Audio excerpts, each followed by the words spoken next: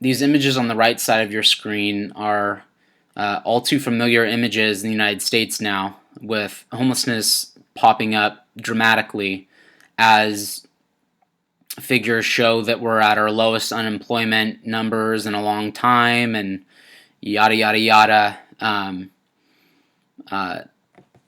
The social inequality that I'm just going to restart this so we get an image, a better image. These individuals have every right to be valued and to be considered worthy of dignity and love, and by people who haven't had the same traumatic life experiences that they may have experienced, that we might not know much about, in terms of exactly the amount of trauma that they went through without the social support that we who have had lucky upbringings have experienced, that has allowed us to not be on the street, that has helped us avoid living in public,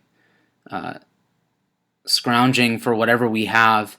But there's a beautiful system in place called Medi-Cal, called Medicare, called Social Security and SSDI, Social Security Disability Insurance.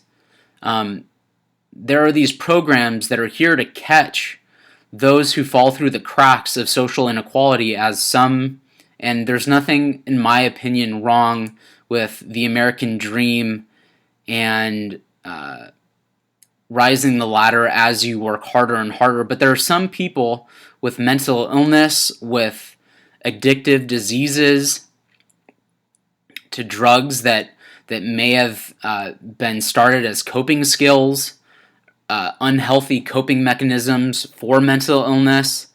And sometimes people coped with trauma by taking drugs, which leads to mental illness. And these type of people who are on the street require assistance. They require some money to be put into their account so that they can eat.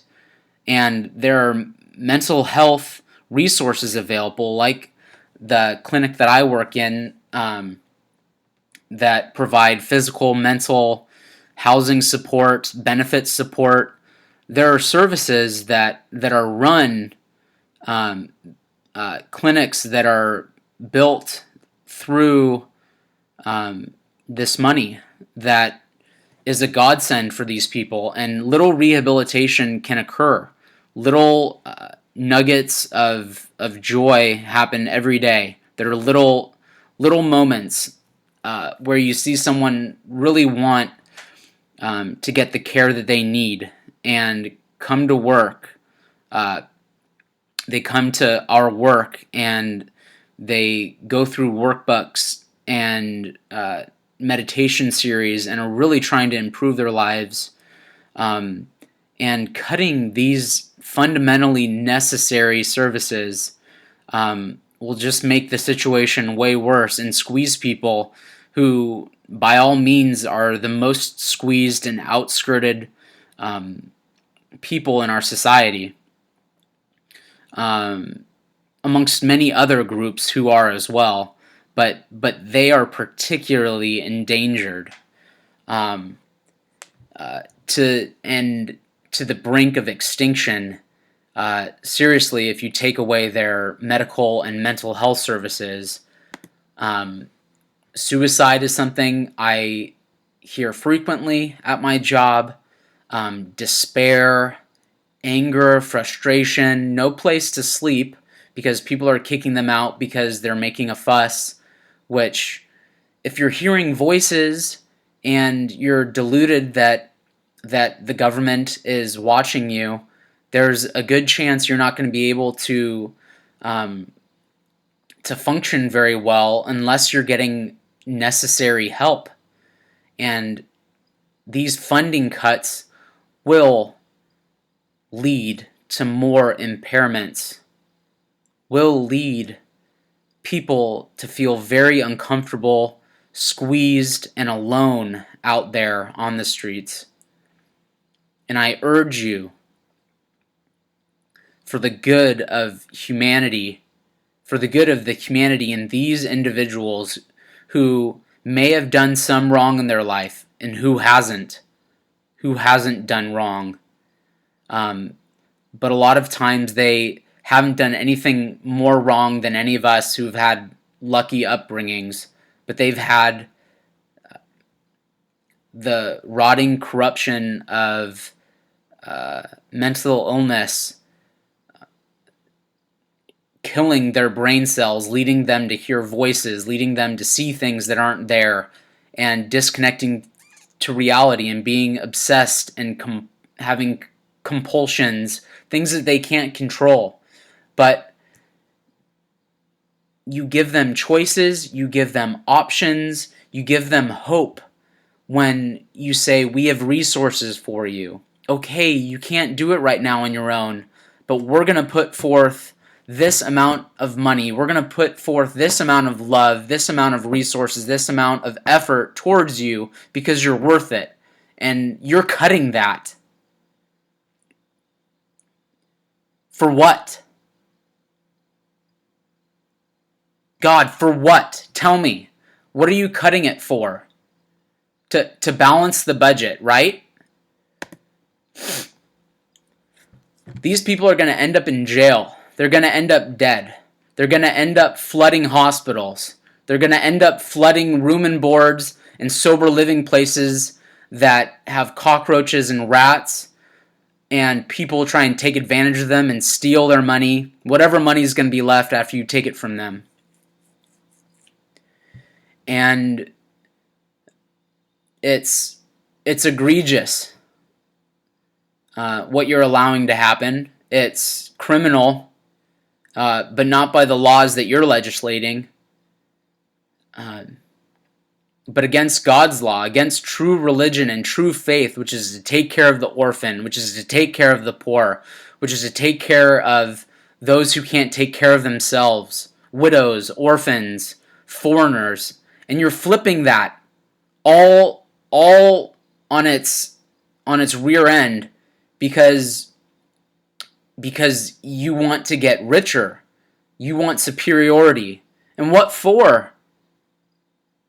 While we're here, which is a godsend, which is for a very little amount of time, how about you help do your part to make some people's lives that are bad to begin with mental illness and tough circumstances, how about you make them a little bit better by not lining your pockets, by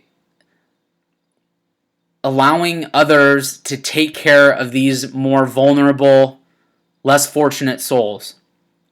Please do that for me. Please do that for so many Americans who actually care about the needs and the wants of others. And flip your compulsive, obsessive mindset, please. You're compelled and obsessed by money. That's a want above the need. What you need is enough food, enough air, enough space to live and enjoy yourself. But you don't need more to the point where you take away that margin that could help people that can't maintain any of it. So please, even if you have billions of dollars that you've worked very hard for, you deserve to keep that, but you also can do a great deal by putting money and investing money into these people and into their lives. Please do that for me and for so many Americans who need it.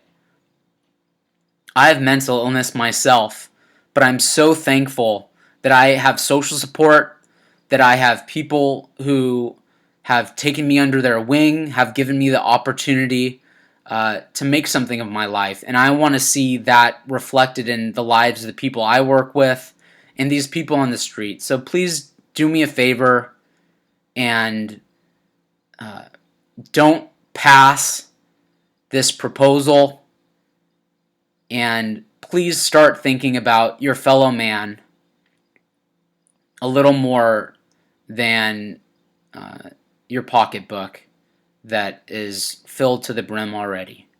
Thank you, people that can actually make a difference. And you know what? That's not just legislators, that's us too.